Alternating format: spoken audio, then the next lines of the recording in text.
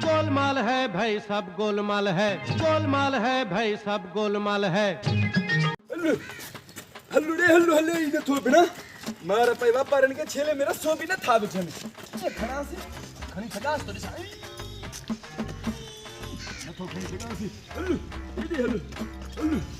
हल्लू अस्सलाम वालेकुम लीमा खाना खेड़ा वालेकुम सलाम खैर लगा प्याने जुमन जाड़ा केड़ा हाल सही खैर खैर दयाल वाला पीड़ी ते काई दोने हां हां पीड़ी ते काई दोने दिसे तो ई त मठो बरोबर मुखे भी शेलो खपे तू वठने उजा जला हां हां बाबा वठनु पक्का एतरा पैसा अथई हां पैसा कोण वाकई बुद्धो तो व्याज कम शुरू कयो दयाल घणे तो खपे भला हे बस 50000 हाँ छेलो बीता है किस तरह में डोबा संतन बात 5000 जमा कर वडो वा न बाबा काडो वडो है दिसो हाई लेवल जो छेलो वीवीआईपी कन्न दिस एडा कन्न दिस तोखे आने एडा मुकेड़ा कड़ौदा मतलब ए फक्कर वा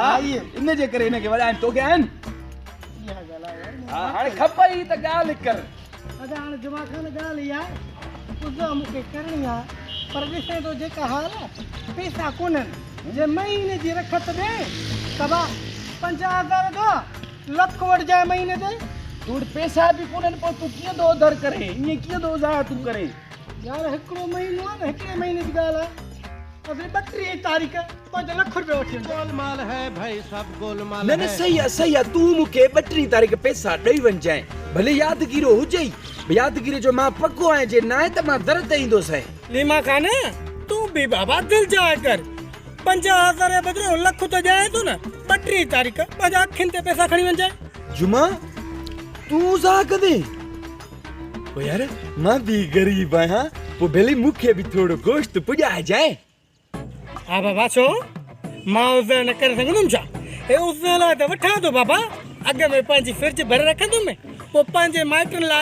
हिस्सो कढी रखंदो 5 किलो बचो त गरीबन में विराइंदो बाबा तू भी अची पाखड़ वठी वन जाए सही है ना मन जड़ा हने गाल बुध ये छेलो मां तो के लख में दिया तो पर भेले टेम याद हो जाई जेकी तारीख चई थई तू के भी संदे गाल अचे थी ठीक है हां हां महीने जी 32 तारीख है बाबा बस मां समझीस तुजी गाल बस हाने 25 तारीख फिक्स मां तुजे तरफ ते ठीक है जी 32 तारीख तरे है ठीक है तू वन्यो गोलमाल है भाई सब गोलमाल है, गोलमाल गोलमाल गोलमाल है सब गोलमाल। मलाई गाल बताए क्या है क्या गाल बताए ए असमारो जुमो जाड़ो नाहे पाण वारो छेलो 50,000 वारो इनके लखती दई आए तमे सो भी लखते दिनो तमे जे पाटी बुधो न व्याज शुरू क थई महल सा आयो सीट जी मुडे मुखे चे यार इयो छेलो तोरो खपे 50,000 वारो महीनो दियो धरते दिनो तमासे असली लखते वाह जो कम थी आई समझी बाबा छेलो इने जुमन जाड़े के दई आए तमे कम थी गुलू चलो तो दिनो दे से अरे यो पैसा कने नहीं दे केड़ी तारीख के नहीं दे वाह पैसा बाबा या चे इकड़े महीने जी देखो हाने मथे महीने जी 32 तारीख मुखे चई थई मथे महीने 32 तारीख है हां छो इने में कोई शक को आशा अरे वो ने सो चरियो